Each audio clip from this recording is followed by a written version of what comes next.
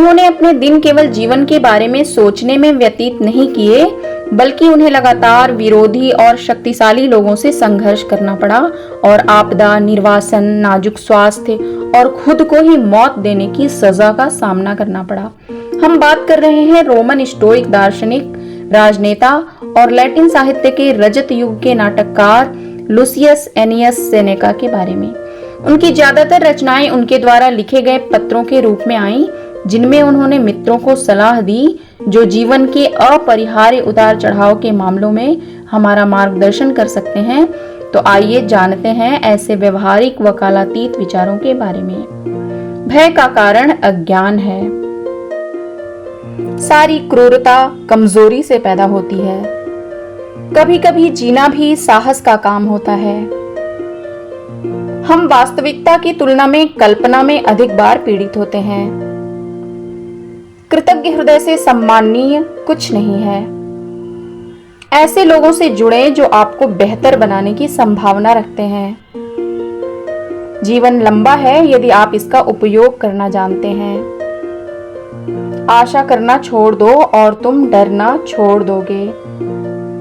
हम स्कूल में नहीं बल्कि जीवन में सीखते हैं। जो दुष्टों को बख्शता है वह भले को हानि पहुंचाता है। एक बार जीने की शुरुआत करें और प्रत्येक अलग दिन को एक अलग जीवन के रूप में गिनें। हम हमेशा शिकायत करते हैं कि हमारे दिन कम हैं और व्यवहार ऐसे करते हैं कि जैसे उनका कोई अंत नहीं है। आप जीना चाहते हैं, लेकिन क्या आप जीना जानते हैं? तुम मरने से डरते हो और बताओ, तुम जिस तरह से जीवन जी रहे हो क्या वह वास्तव में मृत होने से अलग है? अपने युवा उत्साह पर बने रहें। जब आप बड़े होंगे तो आप उनका बेहतर उपयोग कर पाएंगे। यदि कोई व्यक्ति नहीं जानता कि वह किस बंदरगाह पर जा रहा है तो उसके लिए कोई हवा अनुकूल नहीं है। वह आदमी गरीब नहीं है जिसके पास थोड़ा है, बल्कि वह है जो ज्यादा के लिए तरसता है। धर्म को सामान्य लोग सत्य मानते हैं, बुद्धिमान लोग असत्य मानते हैं और शासक लोग उपयोगी मानते हैं। एक आदमी उतना ही दुखी है जितना उसने खुद को आश्वस्त किया है कि वह है। मौत का पूर्वाभ्यास। ऐसा कहना किसी व्यक्ति को स्वतंत्रता का पूर्वाभ्यास करने के लिए कहना है। एक व्यक्ति जिसने मरना सीख लिया है उसने गुलाम बनना नहीं सीखा है।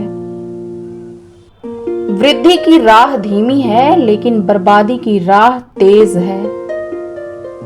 समय का सबसे बड़ा नुकसान देरी और उम्मीद है जो भविष्य पर निर्भर करता है।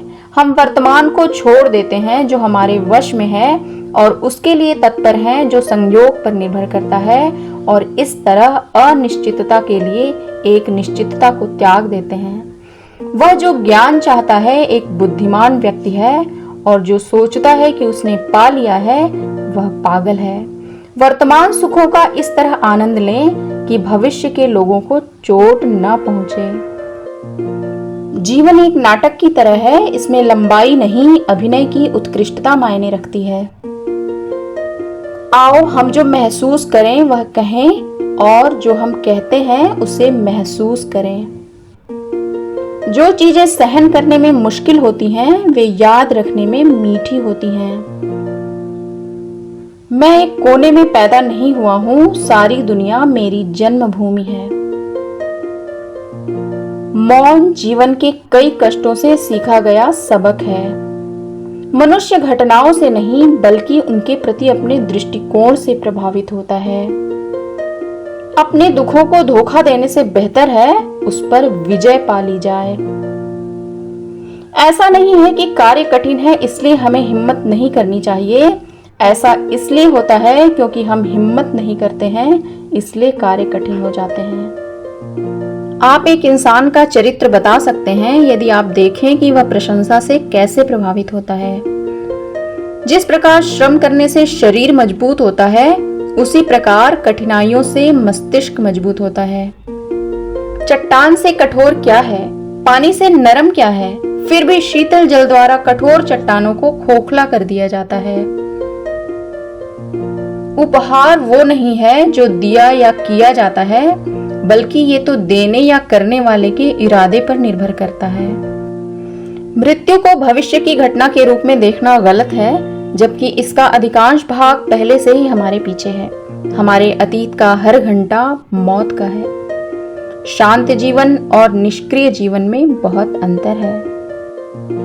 जो कोई कृतज्ञता पूर्वक किसी लाभ को स्वीकार करता है, वह अपने ऋण की पहली किश्त का भुगतान करता है। लोग अपनी संपत्ति की रक्षा करने में मितव्ययी हैं, लेकिन जैसे ही समय बर्बाद करने की बात आती है, वे सबसे ज्यादा फिजूल खर्च करते हैं, जबकि इसमें कंजूस होना सही है। तुम्हें कोई ऐसा व्यक्ति नहीं मिलेगा जो अपना धन बांटने को तैयार हो, परंतु हम में से प्रत्येक अपने जीवन को कितनों में बांटता है। सभी लोगों में से वही फुर्सत में हैं जो दर्शन के लिए समय निकालते हैं। केवल वे ही वास्तव में जीवित हैं, क्योंकि वे न केवल अपने जीवन पर अच्छी निगरानी रखते हैं, वरन वे हर युग को अपने में समाहित कर लेते हैं। जितने वर्ष उनसे पहले बीत गए, वे सब अपने में जुड़ जाते हैं। पागलपन के तत्व के बिना कोई महान प्रतिभा नहीं हो सकती।